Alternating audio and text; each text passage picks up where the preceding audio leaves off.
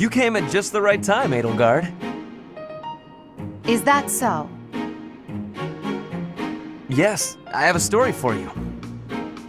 It's about a pair of nobles living about 100 years after the founding of the Adrestian Empire. One was Derek von Eyre. People called him the warrior prime minister. He bravely led soldiers into battle and mowed down his enemies. And the other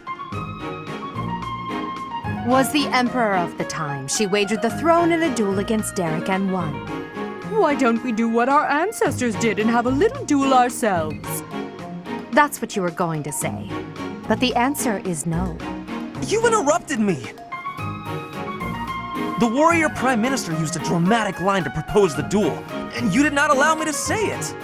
My apologies, Ferdinand.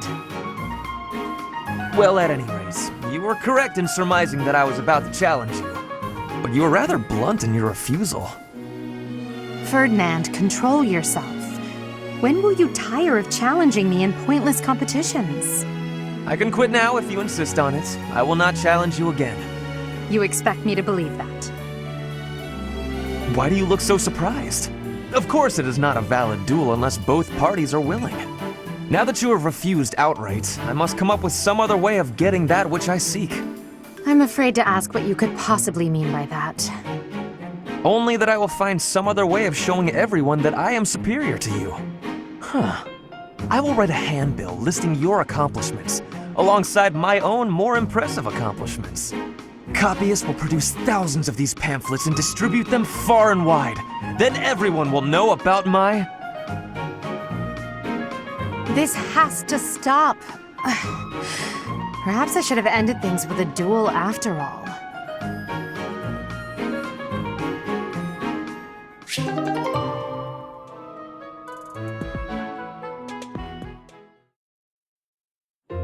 Standing tall, I see.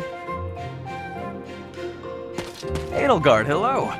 What do you think of this horse? An equine marvel, no? Look how intelligent he is. You can see it in his face. Certainly much smarter than your horse.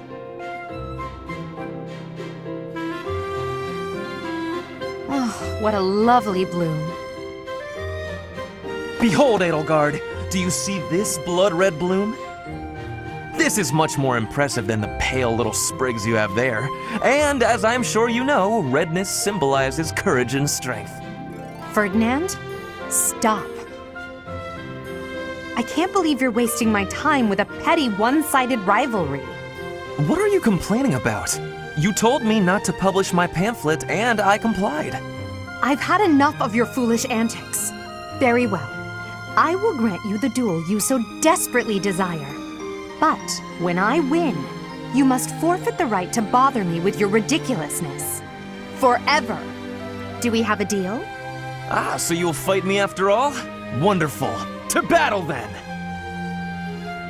All right, Edelgard. Have at me! As you wish. Ha!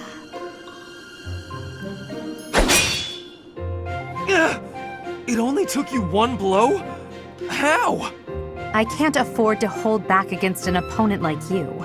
I led with my fastest, strongest strike. Fastest and strongest? You're just flattering me. I have been defeated, utterly. I cannot believe I was foolish enough to challenge such a plainly superior opponent. The difference in our skill level is not so great as all that. If you had taken the first strike, you might have won. That's why I didn't give you the chance. I do not think talent is what separates us so much as readiness. I had not the faintest idea of what to expect from a real duel. I was playing, but you were not. That such an ill-prepared noble would think to challenge you? It is laughable. Ferdinand.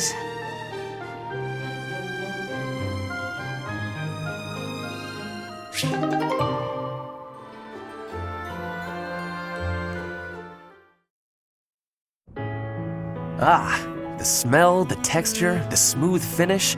This region's tea is the finest in the world. Hello, Ferdinand. You seem to be in a good mood. What is that supposed to mean? Perhaps you expected me to hold a grudge against you after our duel. In fact, I have moved on. Have you now? Well, I'm glad to hear it. I took it hard at the time, I will confess. I always thought that I equaled you in skill, or even surpassed you. But you showed me that I do not come close to matching your talents. Yet a true noble does not give up in the face of defeat. I will continue my training, and one day I will be an elite warrior. That is the path I must take, as a noble and a man of honor. You really are in a good mood. Your determination is admirable. Yes, one day I will surpass your abilities, and I will defeat you in combat. Ferdinand, there's something I've been meaning to say to you for a while now. Honestly, I couldn't care less that you are of noble birth. Your fierce determination doesn't come from your bloodline. It's your own doing. The reason I value you and want to be friends with you is because of who you are, not who your family is. I have something I would like to say to you, too. Certainly we must recognize the common folk who strive for greatness and attain it. But for those of us born into nobility, things are more complicated. From birth, nobles must excel. If we do not, we will be forced out of our houses.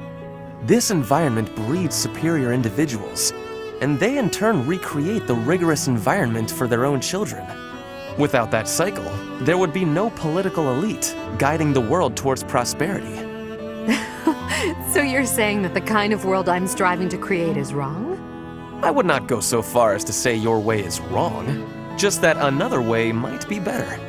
If you insist upon undoing the nobility, then we must build something in its place.